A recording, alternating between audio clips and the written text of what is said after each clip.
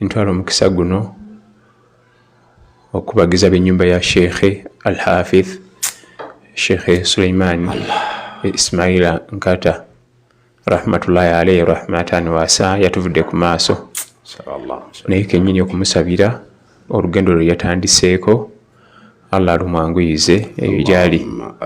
kubanga Allah tabaraka wa taala tugamba nti yuthabbitu Allahu alladhina amanu bilqawli thabiti fi lhayati dunya wa fi lakhira. Allah tabaraka wa taala atulaga mu Qur'ani okunyweza abakkiriza n'ekigambo ekinywevu ekya la ilaha illa Allah wano mu bulamu obw'edduniya okubanga bakinywererako insha Allah then mu bulamu buli nga bamaze okusimbula bajja funa obulamu obulungi. Omusomesa oyo ebigambo nze ebyange bingi kuye ebyokumwogerako. Ekisookera ddala watuviiridde ku maaso ate abadde wa mugaso nnyo eri umma kubanga kati adde makyuwa nga takyagaba tugira mu bigambo takyanoonya muwaana tayogera nti bamweka mwogo oba kabaasa nga yeegendereza amakulu kyabadde akola kati adde akinamu abadde experienced era nga bwatula bwati ku muzindaalo owulira nga aggumidde n'eddalusu oba semina owulira nga eggumidde kasitaba nga yali mabega w'omuzindaalo mu layini yonna nga wagenda okugira oba topic ki oba mugimusuddeko awo ng'owulira munywefu. Okusooka okumanya nze okusooka okumumanya nawulira katambi nga nvunula Qur'an kubanga nali simumanyi nga simuwuliranga nako naye bwe mpulira akatambi ke nga avunula Qur'an al-Karim nemwekanga nembuuza omwana seekaani oyo twali waffe najja nankumi ku muzikiti abaana batunda obutambi yali amutaddeko awo nga tuva mu isha nensembera nemubuuza oyo yani nanga nti bamita Nkata yanga babugambi kigambo kimu nti Nkata naye nze yankanga kwe kwongera okunoonyereza ku ye nenyongera okuwulira ku nzivunula ya Qur'an bwe nayongera ogiwuliriza neyongera okunkanga nga ndaba mpanvumu eteekeddwa okuba nga akikola mukugu ya muntu mukugu siggwamu bigwe oba okubyetuuma oba bigattagatta kubanga olw'okubyetuuma nebifaanagana ng'ebituufu nentwala omukisa okunoonya Sheikh Ismaila Nkata yani Al-Hafidh Dr. Muhammad Haruna Bukenya yandabula nanga nti ayo khiriji al-Jamia al-Islamia oyo alina diguri okuva e Madina e Saudi Arabia kubanga yali antiisizza era ekyaleeta ekyo omutakula naye maze okwegomba enzivunula ye nga yalagyeta ku paalo abantu bagiwulirize naye nga nkyatiddemu nga nkyekanzi nkyatidde nga njala kumanya omuntu omala omwetooloola omala okakasa ddala Dr. Al-Hafidh Sheikh Muhammad Haruna Bukenya yakantema nti oyo munnamadiina naye lwakuba mu myaka mikaddemu awo wentegerera Sheikh oyo era neŋŋamba abaana baffe abamu production nti bwe mugifunira yonna Qur'an ya Sheikh mugiteekeeko terina buzibu kubanga alabise nga mutegeke ate Sheikh olwagiteekako abantu nebawoomero kamala nga buli omu abuuza bampe ku musomo gwa Seeka abadde kati then netugenda tukwatagana mu madalasa agakuno agatali ga muno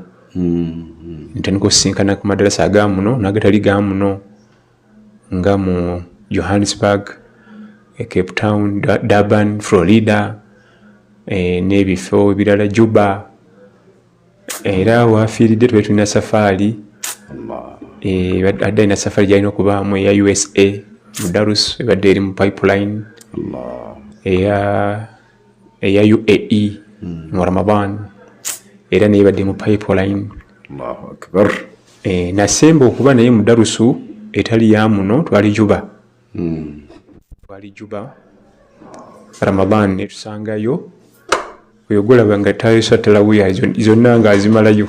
musajja abadde w'amaanyi Sheikh mu ngeri nga bw'omulaba ku maaso go olaba nga atasobola naye nga alhamdulillah era waliwo olumu manye juba bayokya omusana gwatukuba nnyo twalina emisomo emisana bambi kati lwoyogera ennyo nga tusobola kulya nakunywa ate omuwa nnyo nimugaa tusaleko ettalagu ya kitundu tugende ku hoteri yange amala gimalayo nze yange mala gimalayo Allahu akbar era nimulekamu nengenda mumoroka yamala kumalako salatu tarawih yamala kugimalako naluka agamba nti tugende era kulona tula naye mu kifo kimu kubanga twaliko nze ne shekhe Mafo Shafik n'omugenzi musafari twali basatu Juba era bwe twasomesa namutuulirira ne mubuuza kijja kitufuna ekirooto kino ekyokuvunula Quran namba nti yalabanga waliwo omwaganya munene nnyo babaddewo mu kuvunula Quran badde bayita mu kuwandiika ate nga abantu baffe si balungi mu kusoma kituufu balungi mu kulaba n'okuwuliriza naye okusoma nti abikule abasinga kukaluba kumpi 90% kituufu si nkola yaabwe culture eyo yabali bamagulumeero ey'okubikula ebitabo n'asoma wano omusajja omuddugavu oba omuntu omuddugavu culture eyo yamulema teyagala nnyo okutuulawo abikule naye omuterawo okuwuliriza oba okulaba agoberera n'akwata nassa mu nkola bwe yafuna ekiteeso ekyo oba ekirowoozo ekyo n'alaba nga waliwo vacuum munene nnyo tetulina Quran al-Karim kika ekyo naye jjukira nti okuvunula Quran oteekeddwa okuba nga al-Hafidh butereevu kituufu oteekeddwa okuba nga al-Hafidh kubanga ojja kuba ovunula aya eri mu Bakara ng'erina ginnayo eri mu Araafu kituufu nga zikwatagana obanga ekitundu kyayo ekimu kitandikira mu Bakara ng'ate eggwerayo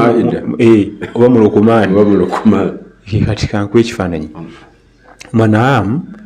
yagamba nti waindahu mafatihul ghaibi la ya'lamuha illa hu Allah tabaraka wa taala yesigaliza irimu y'ebintu biraano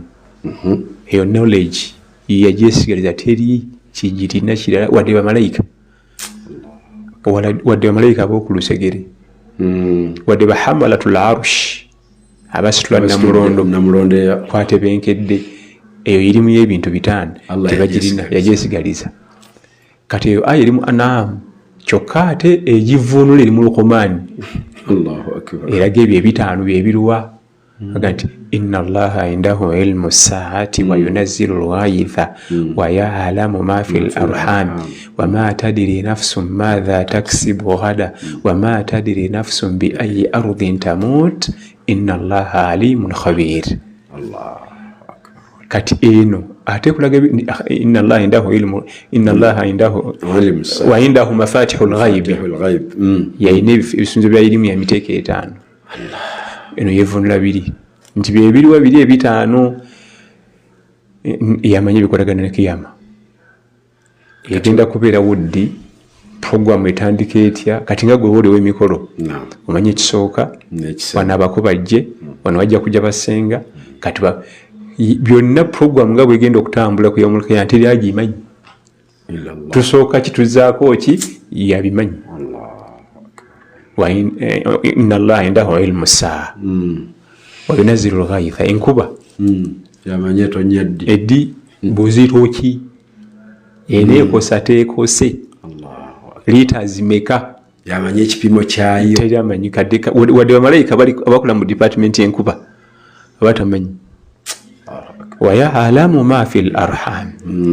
oyo mwana w'omuwala ali ku ssomero ye akimanyi abaana banaazaala bameka mu duniya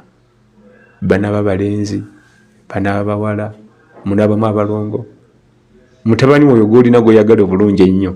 yamanyi anazaala baana bameka mu nsi wama tadiri nafsun madha taksibu ghada